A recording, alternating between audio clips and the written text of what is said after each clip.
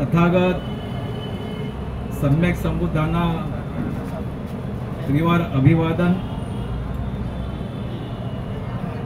तथागतांचा शुद्ध पवित्र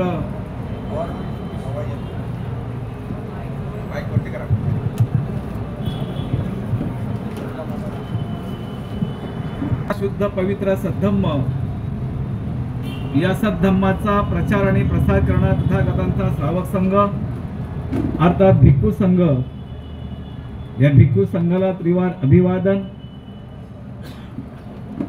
ज्यांच्या अथांग अमर्याद त्याग प्रभावामुळे भारत भूमीला पुन्हा बुद्ध भूमीचे रूप प्राप्त झाले,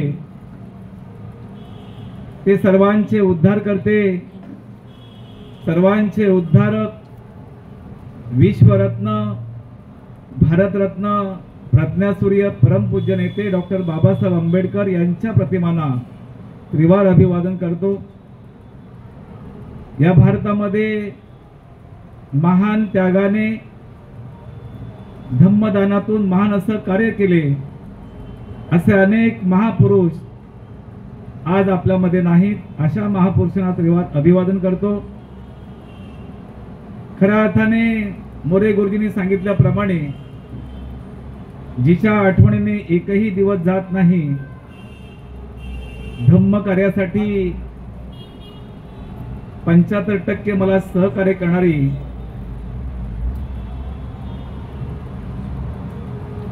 आमच्या पत्नी दिवंगत क्रांती कमलाकर जाधव वय वर्ष 46 असताना अचानकपणे 1-2 तासाच्या अवधीमध्ये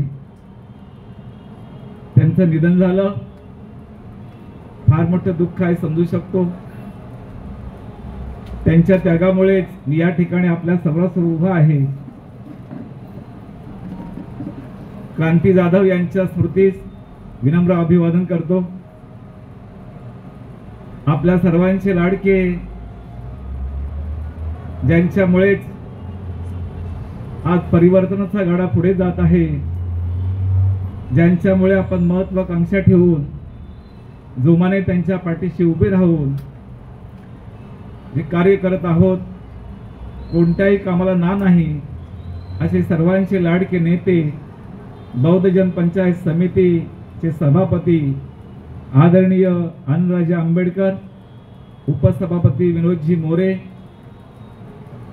उपकार्याध्यक्ष HR पवार, कार्याध्यक्ष लक्ष्मण भगतजी, सर्वांचे मी वेगळा परिचय करून देत नाही, फक्त नावं घेतो, कारण मला फक्त 1 तास दिलेला आहे आणि 8 वाजून गेलेले आहेत। या ठिकाणी आमचे मनोहर मोरेजी, विठ्ठल जाधव, बरेचसे मंडळी या ठिकाणी उपस्थित आहे आणि अतिशय सूत्रसंच चांगलं करतात, आयोजन करतात।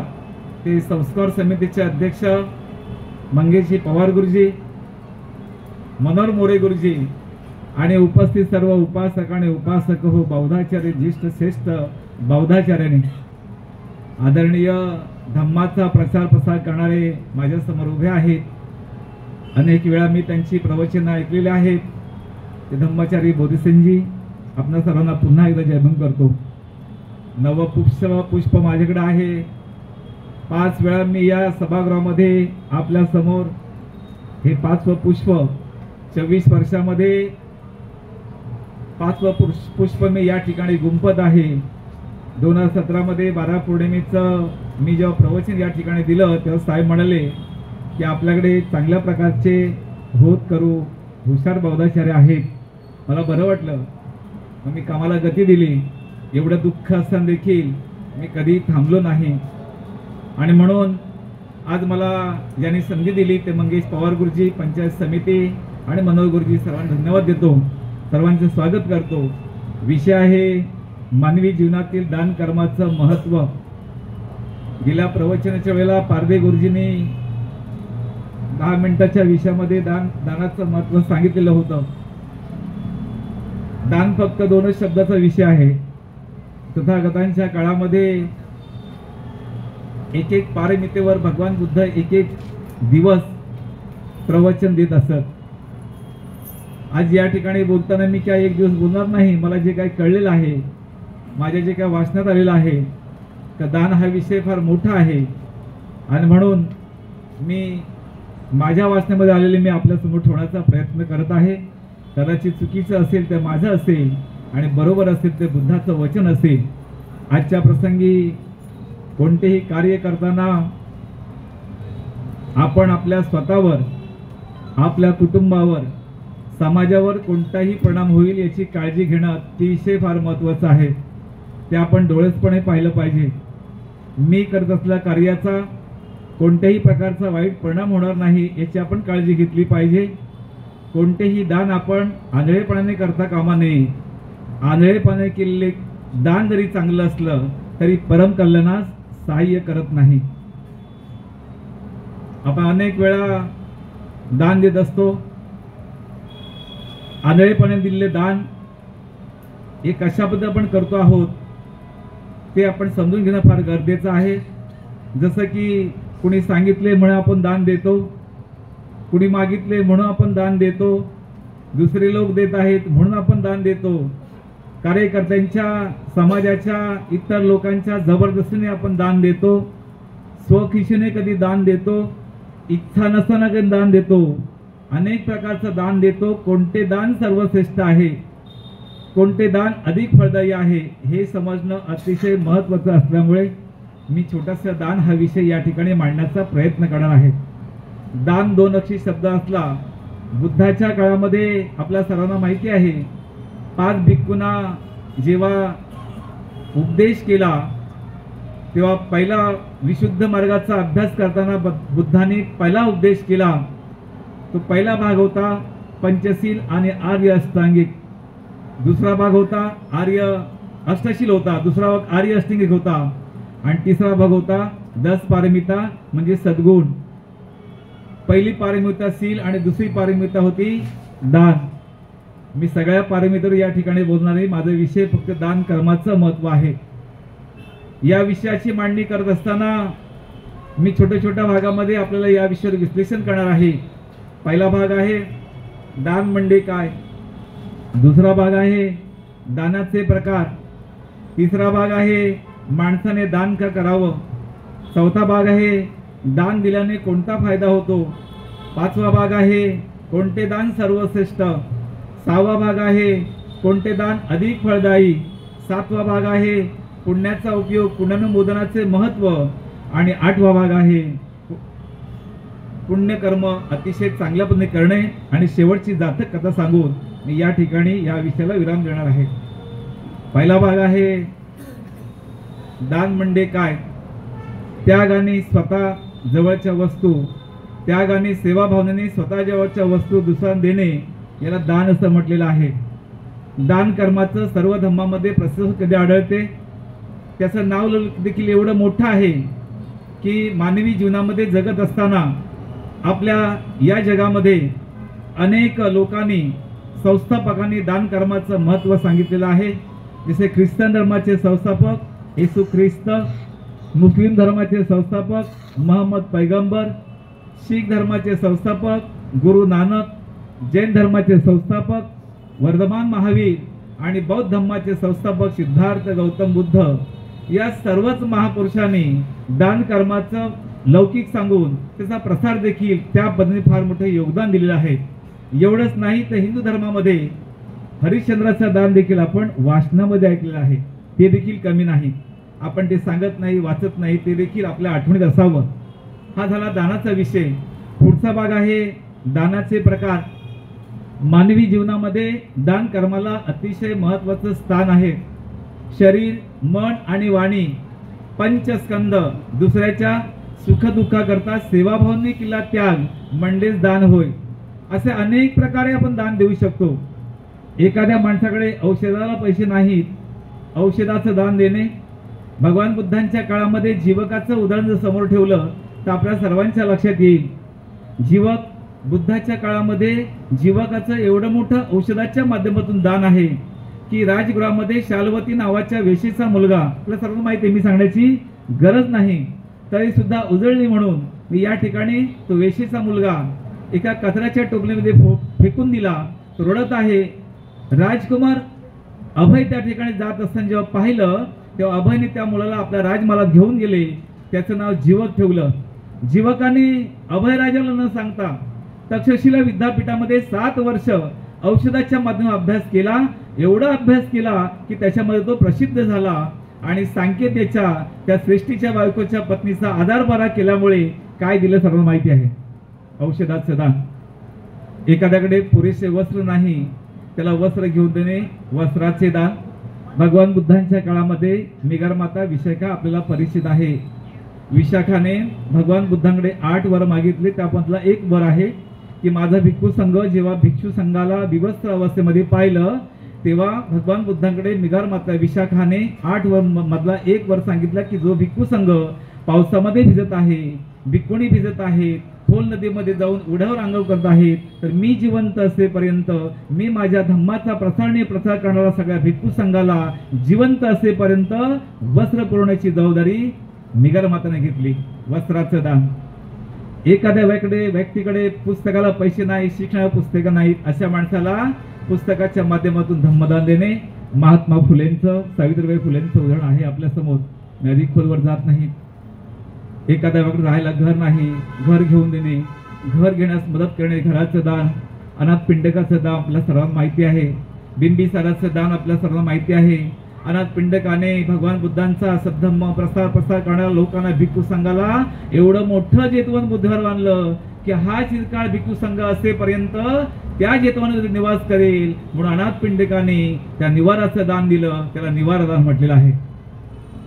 एखादी व्यक्ती रक्ताच्या कमतरतेने अशक्त असेल, ऑपरेशन सारख्या ठिकाणी रक्ताची उणीव भासत असेल, अशा त्या माणसाला स्वतःच्या शरीरातून रक्त देणे, रक्ताचे दान.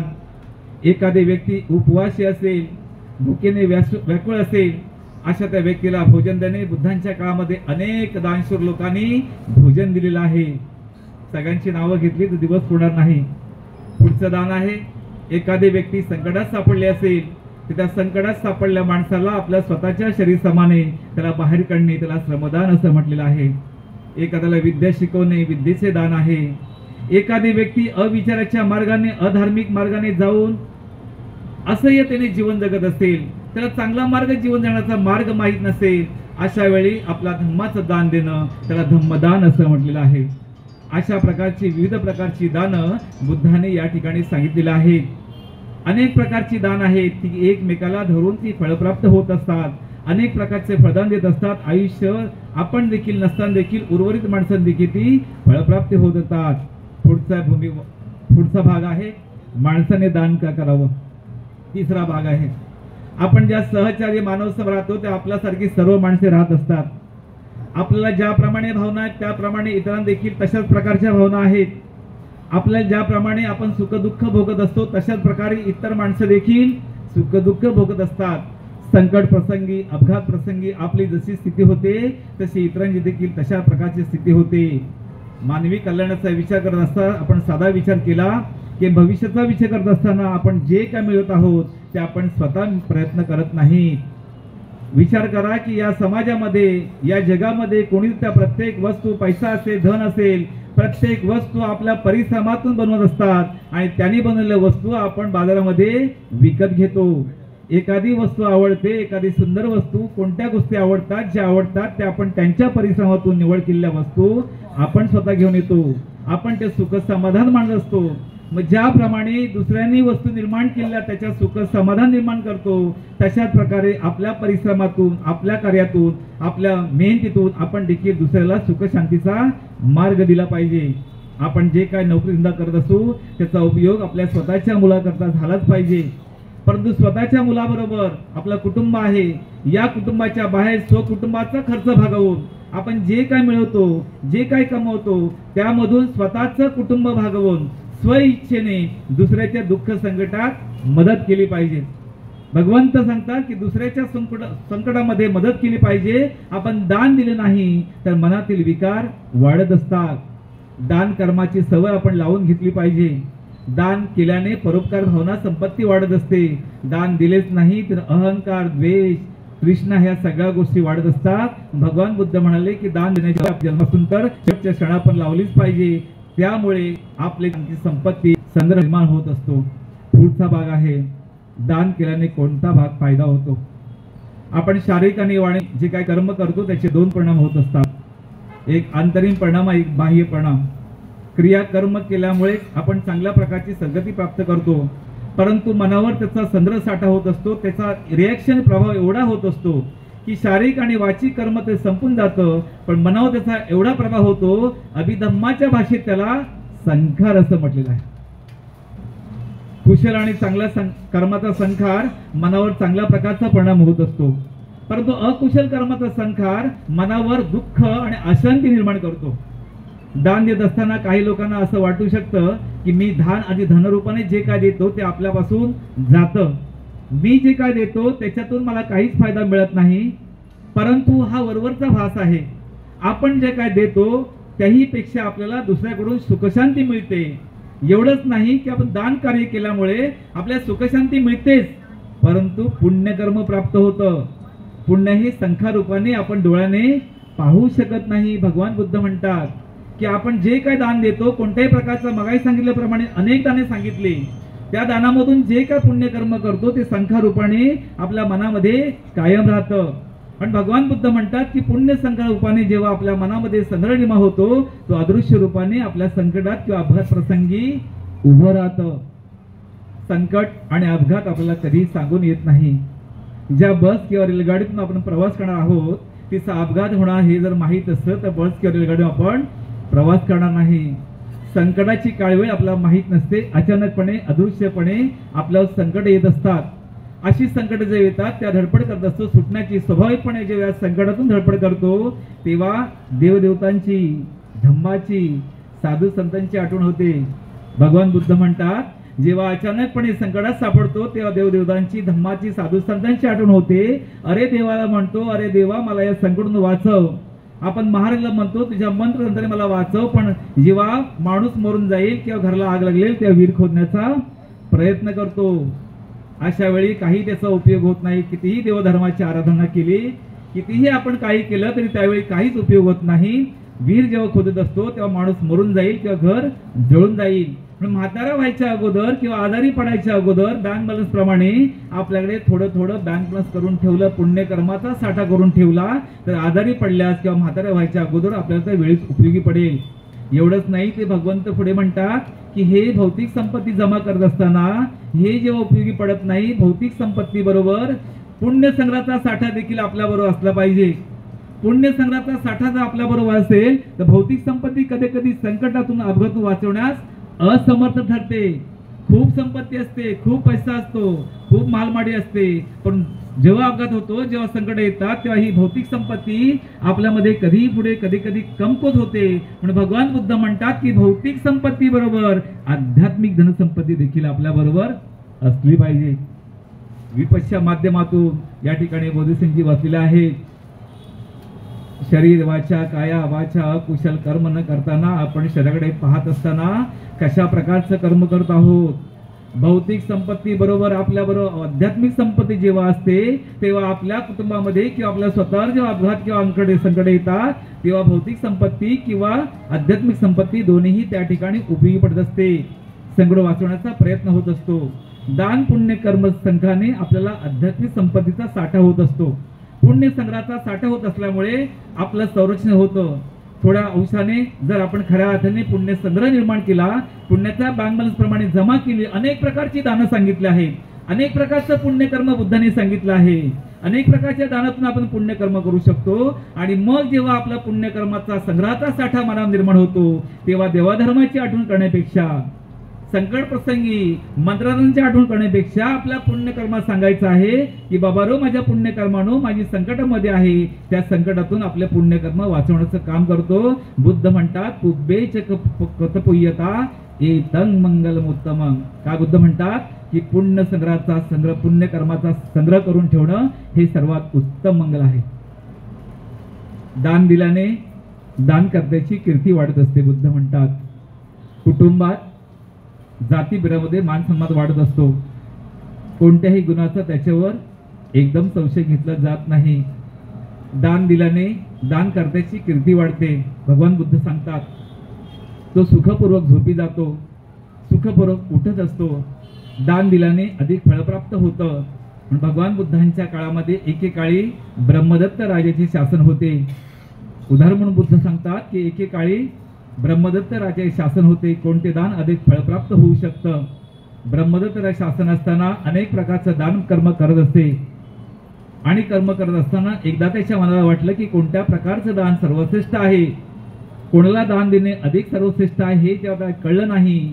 तेव्हा प्रधानाला विचारलं की प्रधान आऊस, कोणत्या प्रकारचं दान सर्वश्रेष्ठ दिल्यामुळे अधिक फळप्राप्तीचा उपयोग होऊ शकतो.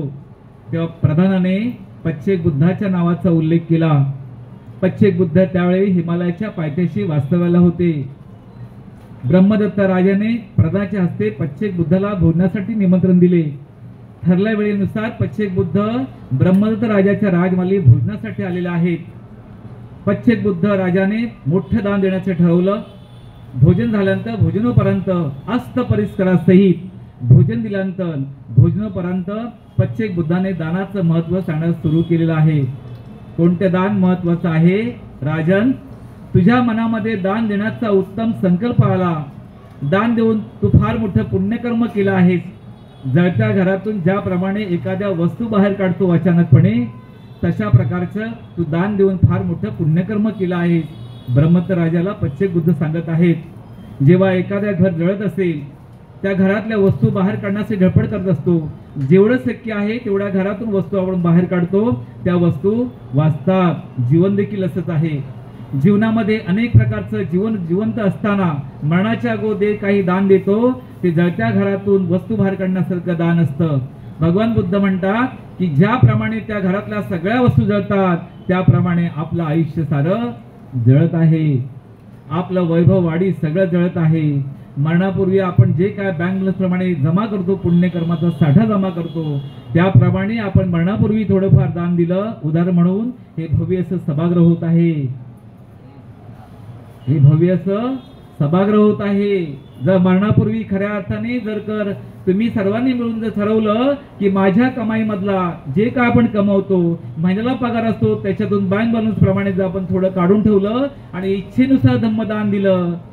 भगवान बुद्ध म्हणाले की एका सभागृहाला एका बुद्धवर्याला 5,000 रुपयाचं दान देऊन 20 वर्षे पूर्ण झाली. या 20 वर्षामध्ये हजारो पैसे खर्च केले, हजारो लाखो पैसे निघून गेले, एकही पैसा शिल्लक नाही. पण 5,000 रुपये दिल्याचं दान आजही माझ्या पुण्य संग्रहामध्ये मनामध्ये कायम आहे. जेव्हा जेव्हा 5,000 रुपये 20 वर्षापूर्वी दिल्लीपूर्वी 5,000 रुपयाचं दान माझ्या मनामध्ये आठवण होते, तेव्हा मनाला शांती मिळते, सुख समाधान मिळतं. एवढंच नाही, बुद्ध म्हणाले जिवंत असताना सुख समाधान मिळतं, परंतु मरणानंतर सुद्धा त्याचं कार्य अमरत.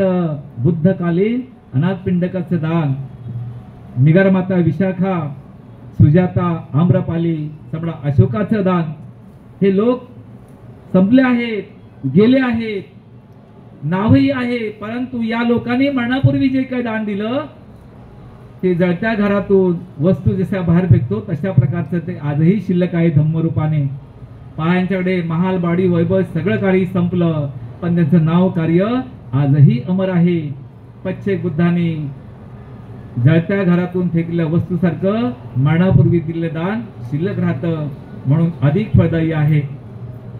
पुढचा भाग आहे, कोणते दान अधिक फळदायी आहे?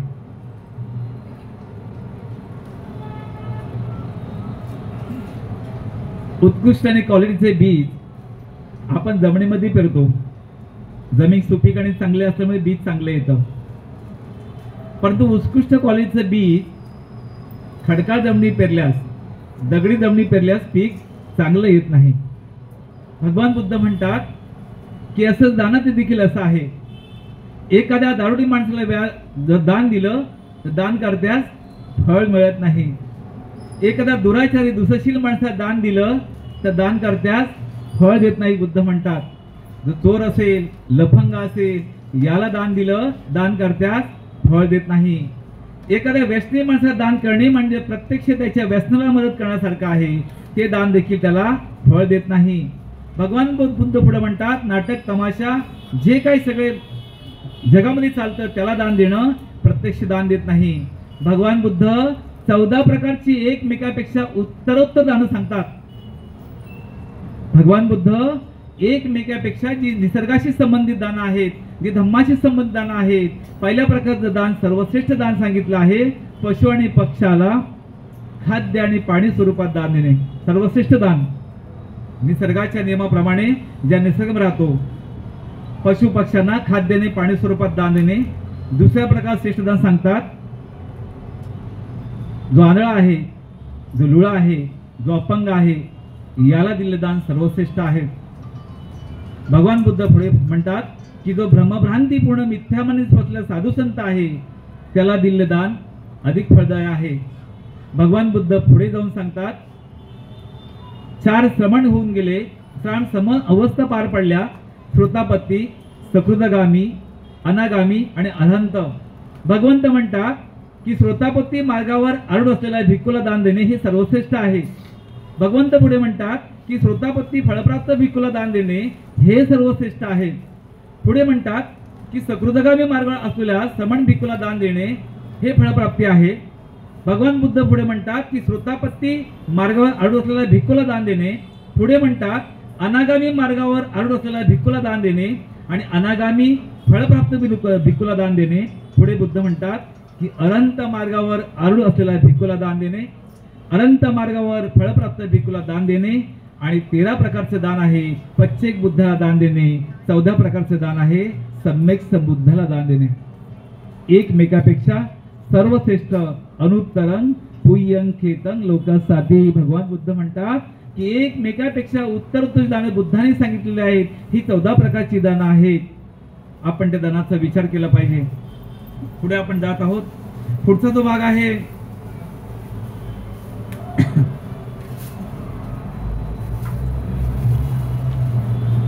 सब्बदानं धम्मदानं. भगवान बुद्ध धम्मदानाविषयी आधी महत्वाचं कथन सांगत असताना म्हणतात,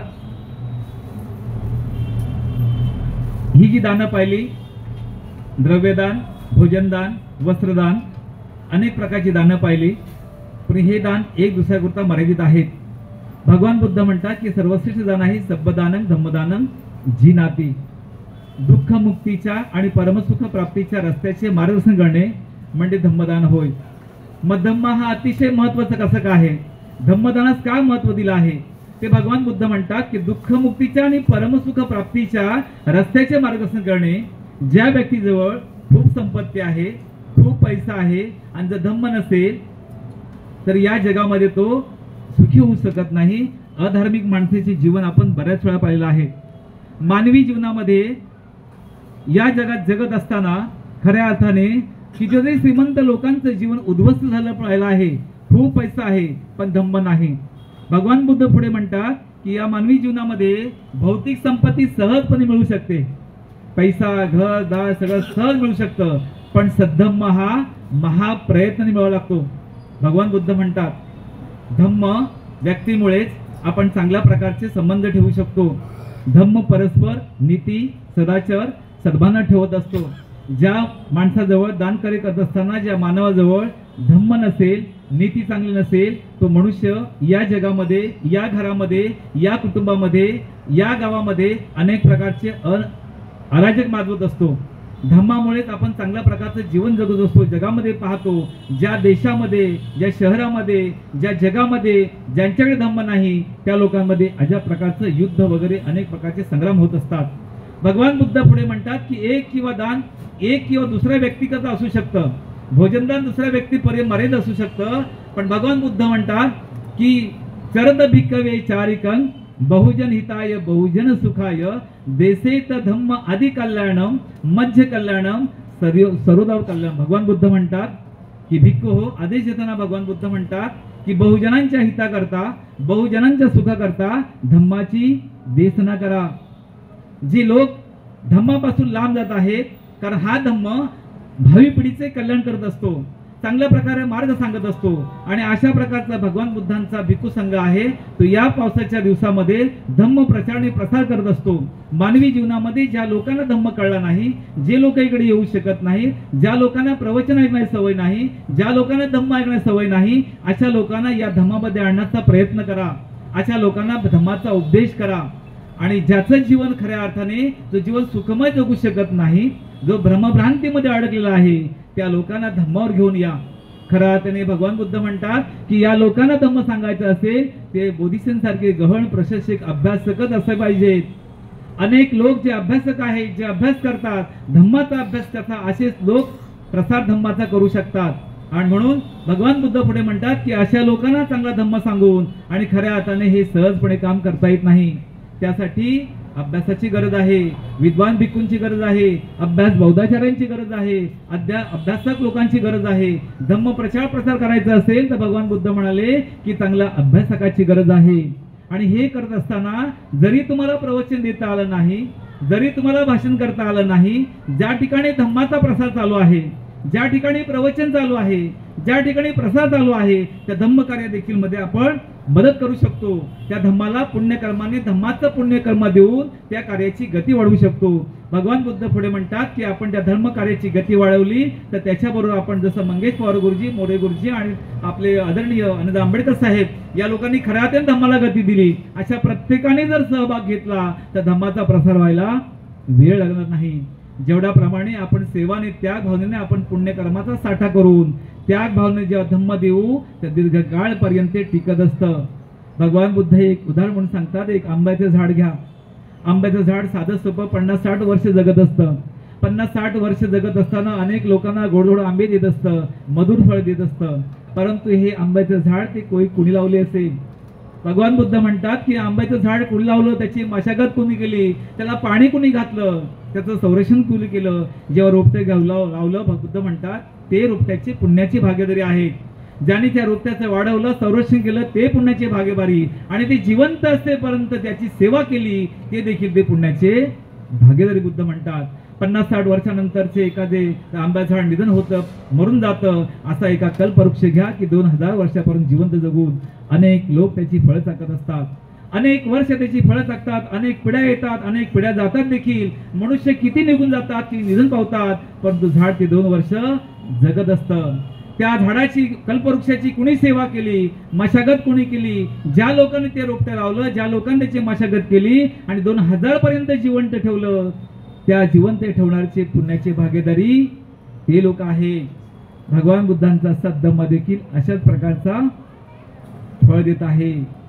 2500 वर्षापूर्वी भगवान बुद्धांचा सद्धम्माची स्थापना झाली. अनेक लोक निधन पावले, अनेक लोक गेले, अनेक विद्वानी दान दिली, बरेच लोक गेले. भगवान बुद्धांचा सद्धम्म आजही आपल्या समोर आहे. अनेक वर्ष गोड फळ देत आहे, अनेक वर्ष आपण त्याची फळं चाकत आहोत. अशाच एखादा बुद्ध आणि त्याचा धम्म कल्पवृक्ष, विशाल कल्पवृक्ष तयार केला. बुद्धाने त्याची उत्पत्ती केली, बुद्धाने रोपटं लावलं, बुद्धाने वाढवलं, आणि बुद्धाच्या नंतर ज्या ज्या लोकांनी, सम्राट अशोक असेल, अनाथपिंडक असेल, ज्या ज्या लोकांनी त्या धम्माला वाढवलं ते पुण्याची भागीदारी. भगवान बुद्धांच्या धर्मामध्ये एवढा दानाला महत्व आहे. पुढेचा भाग आहे पुण्यानुमोदनाचे कार्य. आपण जे काय पुण्यकर्म करत असतो कुशल असलं पाहिजे. आपण आपल्या पुण्याचं अधोमोदन करत असताना आपल्याबरोबर दुसऱ्याचं हितही सुखी होऊ शकतं. बाबासाहेबांच्या पुण्यामुळेच आज आपण चांगल्या प्रकारचं जीवन जगत आहोत. बाबासाहेब स्वतः आणि आमच्या सर्वांकरता आजही बाबासाहेब नसले तरी बाबासाहेबांच्या पश्चात देखील त्यांनी दिलेल्या मार्गाप्रमाणे चांगलं हित आपण निर्माण करत आहोत, चांगल्या प्रकारचं जीवन जगत आहोत. या पूर्वज लोकांनी खऱ्या अर्थाने पुण्यकर्मच केलं नसतं तर हे जग, चांगले दिवस आपल्याला बघायलाच मिळाले असते असे बुद्ध सांगतात. एवढंच नाही, बाबासाहेबांची पुण्यकार्य, बाबासाहेबांच्या हयातीनंतर सुद्धा आपण चांगल्या प्रकारचे लोक आपण जगताना बघत आहोत. हे बाबासाहेबांचं केवढं मोठं पुण्यकर्म आहे. एवढंच नाही, ते बुद्ध सांगतात आपल्या बापदादांच्या, आपल्या आईवडिलांच्या पुण्यकर्मामुळेच आपण दुसऱ्याला सुखी ठेवू शकतो, आपला पुण्याचा वाटा देऊ शकतो. एवढंच नाही, ते भगवान बुद्ध एका जातक कथेमध्ये सांगतात की आपला मंगलमैत्रीचा वाटा आपण दुसऱ्यांना देऊ शकतो. एका शिलानिसस्त जातक म्हणून बुद्ध कथा सांगतात. एकदा एका गावातून शिरवान उपासक परदेशी जाण्यासाठी निघाले आहेत. त्याच्याबरोबर त्याच्या गावाचा एक न्हावी देखील त्यांच्या सोबत निघालेला आहे. जात असताना योगायोगाने समुद्रातून जात असताना ते जहाज 7 दिवस सुरळीतपणे चाललं.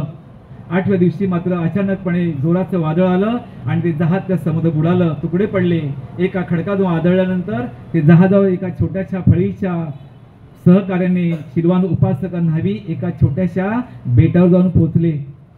जंगल होतं, मानव वस्ती नसल्यामुळे खाण्याची व्यवस्था नव्हती.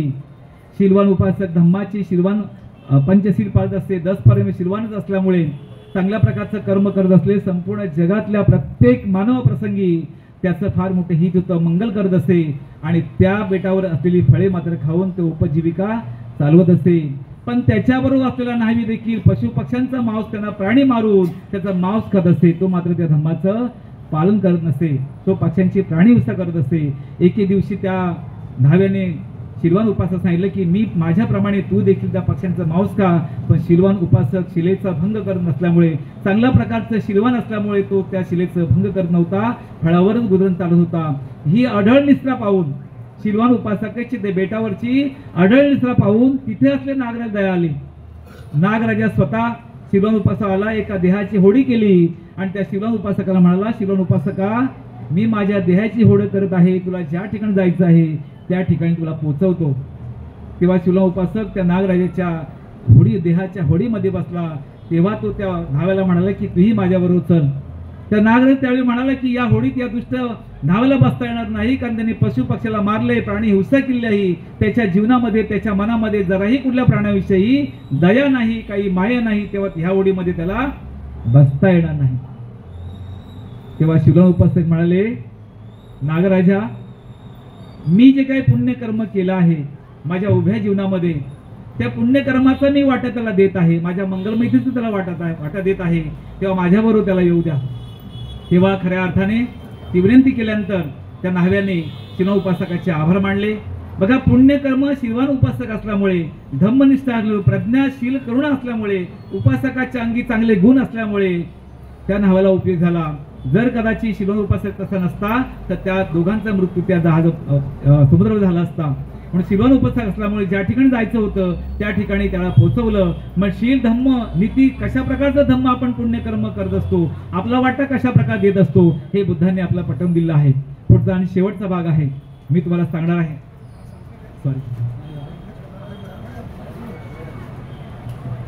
या ठिकाणी सांगत असताना आपण जेव्हा आपल्या घरामध्ये अनेक गोष्टी साठा करून ठेवतो, धनसंपत्ती खूप जमा करून ठेवतो, आपण तो सुखी असतो वाटतं प्रत्येकाला, नाही का? आपण कधी सुखी नसतो.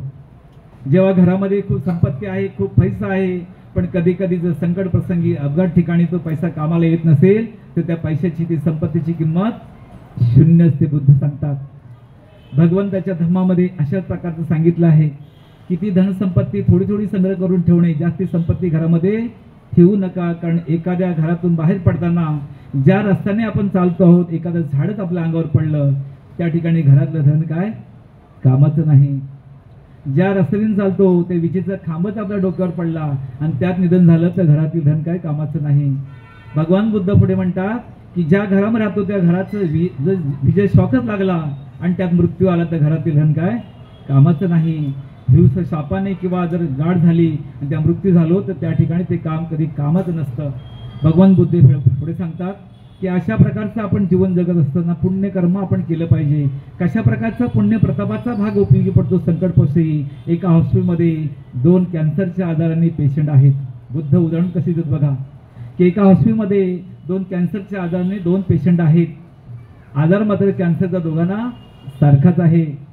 एक डॉक्टर आहे, 2 पेशंट आहेत. आजार सारखा असल्यामुळे दोघांना डॉक्टर औषध सारखंच देतो आहे. परंतु एका पेशंटला औषध लागू पडतं आणि एका पेशंटला औषध लागू पडत नाही. एक पेशंट त्यातला मरण पावतो, एक वाचतो. कुठलं पुण्यकर्म? बुद्ध म्हणाले, भगवान बुद्ध म्हणाले की पुण्य प्रतापाचा अंश आपल्या मनामध्ये असला पाहिजे.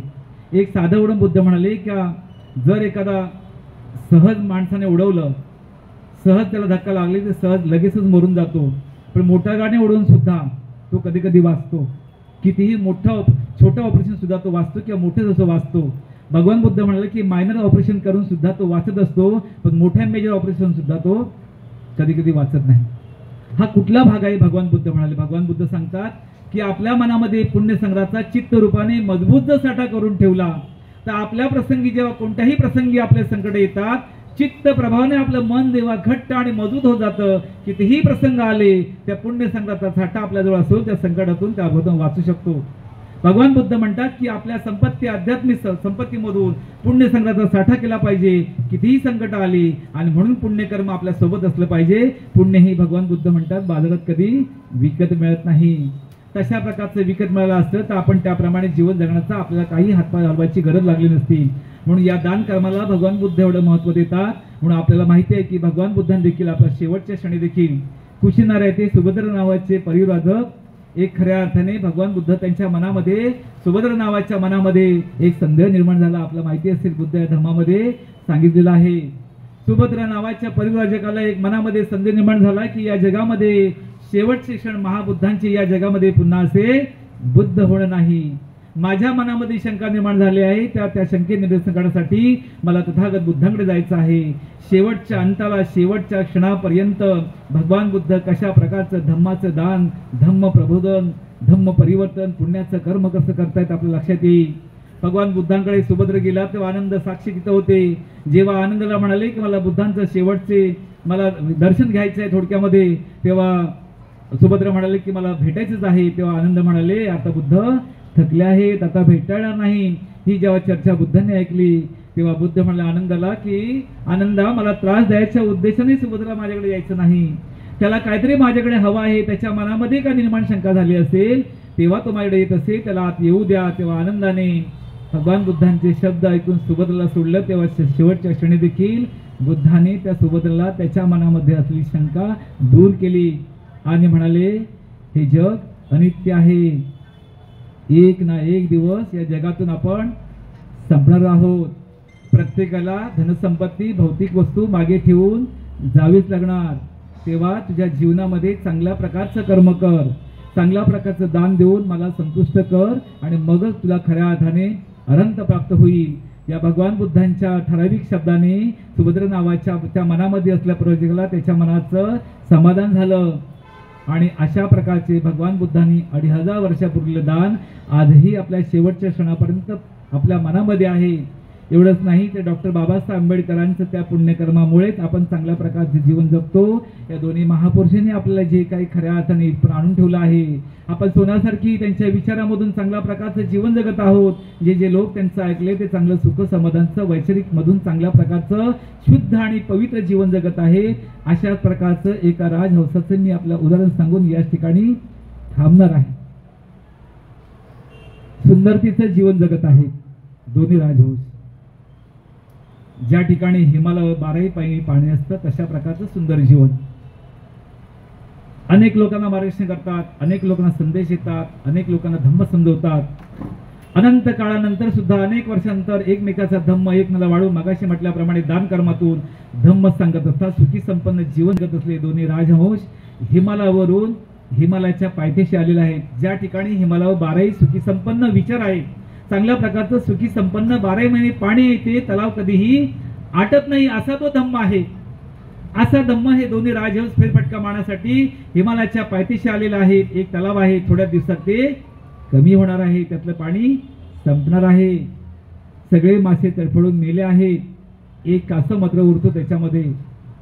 जेव्हा दोन्ही राजहंस तलावाच्या काठाशी विचारमग्न स्थितीमध्ये आहेत की या तलावातलं थोड्या दिवसामध्ये पाणी आटणार आहे, संपणार आहे, तेव्हा कासवाची काय अवस्था होईल. आपण सांगितल्याप्रमाणे जर त्यानं मार्ग स्वीकारला तर कदाचित तो कासव त्या हिमालयाच्या 12ही पाण्यामध्ये आपण त्याला घेऊन जाऊ शकतो त्या मार्गाप्रमाणे ऐकला तर. विचारमग्न असलेल्या त्या दोन्ही राजहंसाचा विचार जेव्हा पाहिला, जेव्हा विचारमग्न स्थितीमध्ये होते दोन्ही राजहंस सुंदरतेचं जीवन जगत होते, त्या कासवाला वाटलं की आपण त्यांना विचारावं. तेव्हा तो कासव दोन राजजवळ आला आणि म्हणाले तुम्ही विचारमग्न स्थितीमध्ये का आहात. तेव्हा म्हणाले दोन्ही राजहंस म्हणाले की बाबा रे कासवा, तुझी थोड्या दिवसात मृत्यू होणार आहे, तू मरण पावणार आहेस, तुझी काय अवस्था आहे. ते म्हणाले ठीक आहे, मला ज्या ठिकाणी 12 महिने पाणी आहे, सुखी संपन्न जीवन आहे, त्या ठिकाणी मला घेऊन चला, तुम्ही सांगाल त्याप्रमाणे वागण्याची माझा प्रयत्न आहे. दोन्ही राज म्हणाले की आगडगंब कासवाला कसं काय घेऊन जायचं. आणि म्हणून तो कासवाने विनंती केली, एकदा केली, दोनदा केली आणि दोन्ही राजांनी विचार केला की ठीक आहे, आम्ही ज्या नियमाप्रमाणे जसा तुला जे काही नियम टाकू त्या धम्माप्रमाणे त्या नियमाप्रमाणे वागण्याचा प्रयत्न केलास तर ज्या ठिकाणी 12 महिने पाणी आहे, सुखी संपन्न जीवन जगण्याचा मार्ग आहे, त्या ठिकाणी जाऊ शकतोस. जर कधी माझ्याशी किती अडचणी आल्या, किती दुःख आले, किती अडचणी आल्या, किती यातना आल्या, किती परिश्रम करावे लागले, तरीही तू तो मार्ग सोडू नकोस. दोन्ही सांगितलं, त्या कासवाने अट मान्य केली. दोन्ही राज म्हणाले की त्या दोन्ही राजहंसांनी आपल्या चोचीमध्ये एक काठी धरली. कासव म्हणाले, घट्ट पकड तुझ्या तोंडाने. कासवाला अट घातली, ठीक आहे काठी पकडलीस, तुला अट घातलेली आहे. किती प्रसंग आला, किती अडचण आले, धम्मापासून कधी पळून जाऊ नको, तू दूर जाऊ नको. जोपर्यंत तू 12 महिने त्याला सुखी संपन्न जीवन जगण्याचा मार्ग आहे, तुम्हाला जोपर्यंत नेऊन देत नाही तोपर्यंत तू हा मार्ग सोडू नकोस. त्याने अट मान्य केली. दोन्ही राजहंसांनी आपल्या काठीमध्ये अगडबंब कासवाला चोचीमध्ये, त्यांनी तोंडामध्ये काठी घट्ट पकडली. कितीही प्रसंग आले ती काठी सोडू नको जेव्हा सांगितलं, तेव्हा ते अगडबंब दृश्य घेऊन दोन्ही राजहंस त्या हिमालयाच्या दिशेकडे जात आहेत. हे अगडबंब दृश्य शाळेतल्या मुलांनी पाहिलेलं आहे. अगडबंब दृश्य पाहिल्यानंतर एका मुलाचं लक्ष गेलं त्याकडे की कासवान मध्ये घट्ट काठीला पकडून दोन्ही राजहंस त्या ठिकाणी घेऊन चालला आहेत. एका मुलाचं लक्ष गेल्यानंतर त्या मुलाने पाहिलं, आडावडा केली. त्याचा भयंकर त्या कासवाला राग आला. एकच नाही ओरडला, जेवढे विद्यार्थी मुलं खेळत होते तेवढे ओरडले. त्या कासवाचा ओरडण्याचा भयंकर राग आला आणि काहीतरी बोलण्याच्या उद्देशाने त्यांनी आपलं तोंड सोडून दिलं. त्याच ठिकाणी तो गतप्राण झाला. छिन्न विछिन्न तुकडे झाले. बंधू आणि भगिनो, उपासक आणि उपासकानो, भगवान बुद्ध म्हणाले, एका बाजूला भगवान बुद्ध आहेत, दुसऱ्या बाजूला डॉक्टर बाबासाहेब आंबेडकर आहेत आणि मध्ये काठी जे आहे तो भगवान बुद्धांचा सद्धम्म आहे. जे लोक या धम्मापासून लोक पळून जातात, जे लोक धम्माचं आचरण करत नाहीत, जे लोक धम्माला कधी बघत नाहीत, धम्माला कधी वेळ देत नाहीत, प्रवचना कधी वेळ देत नाहीत, लोकांना सहकार्य करत नाहीत, अशा लोकांची अवस्था त्या कासवाच्या छिन्न विछिन्न तुकड्याशिवाय झाल्याशिवाय राहत नाही. ते प्रत्यक्षदर्शीने आपण पाहतो. एवढं दान या दोन्ही महापुरुषांनी दिलेलं आहे. मी अधिक वेळ न घेता माझ्या वाचनामधून मला बऱ्याच पुस्तकाचा अभ्यास करावा लागला. दान हा 2 अक्षरी शब्द होता. दानाच्या बाहेर प्रवचन देता येत नाही. जो विषय असतो त्याच्या बाहेर कधी जाता येत नाही. आणि त्या विषयाला संदर्भित धरून मी 8 ते 9 पुस्तकाचा अभ्यास केला. त्यामध्ये कमीत कमी बुद्ध आणि धम्म हे कमीत कमी 5 ते 6 वेळ वाचलं. त्या धम्मदानाचे भर त्याच्यामध्ये जास्त आहे. धम्मानंद कोसंबी यांची जातकातली उदाहरणं आहेत. अभ्यास करावाच लागतो. आणि मी प्रवचन तुम्हाला दिलेलं नाही. मी सर्वांना विनंती करतो, मी प्रवचन तुम्हाला दिलेलं नाही. तुम्ही सर्व अभ्यासक आहात. हे माझ्यासाठीच हे प्रवचन आहे, कारण त्यामधून माझा खूप अभ्यास झाला आणि म्हणून मी सातत्याने प्रयत्न करत असतो. आजची खऱ्या अर्थाने मला संधी दिली बौद्धजन पंचायत समिती, त्याचप्रमाणे संस्कार समितीचे अध्यक्ष आणि चिटणीस मधुर मोरे यांनी खरोखरची संधी दिली. कारण 2017 मध्ये 12 पौर्णिमेचं महत्त्व झालं या ठिकाणी. तेव्हा साहेबांच्या हस्ते मला सत्कार झाला. कधी पुन्हा संधी मिळाली ती निश्चित आपण देऊ, अशा प्रकारचे प्रयत्न करत राहिलो. आणि 2090 पासून तर 2024 पर्यंत 24 वर्षाच्या कालखंडामध्ये धम्म प्रवासामध्ये जातच राहिलो. मगाशी म्हटल्याप्रमाणे एवढं दुःख असून सुद्धा मी आज तुमच्या समोर उभा आहे. धम्मात किती ताकद आहे हेच आपण सहज समजलं तर त्या अनुषंगाने मी जे काय तोडकं मोडकं आपल्या समोर सांगितलं आहे ते आपण सर्व समजून घ्यावं. आपण अतिशय शांतपणे मला समजून घेतलं त्याबद्दल मी सर्वांचे आभार मानतो. आणि आदरणीय आनंद आंबेडकर साहेब योगाने या ठिकाणी उपस्थित आहेत. मला खूप बरं वाटलं की बाबासाहेबांच्या रक्तातली व्यक्ती आपल्या समोर जेव्हा एखादं प्रवचन होते एवढा उर भरून येतो की खऱ्या अर्थाने आपला सार्थ अभिमान असतो. म्हणून आजच्या प्रसंगी अधिक न बोलता या ठिकाणी थांबतो. सर्व जय भीम. धन्यवाद.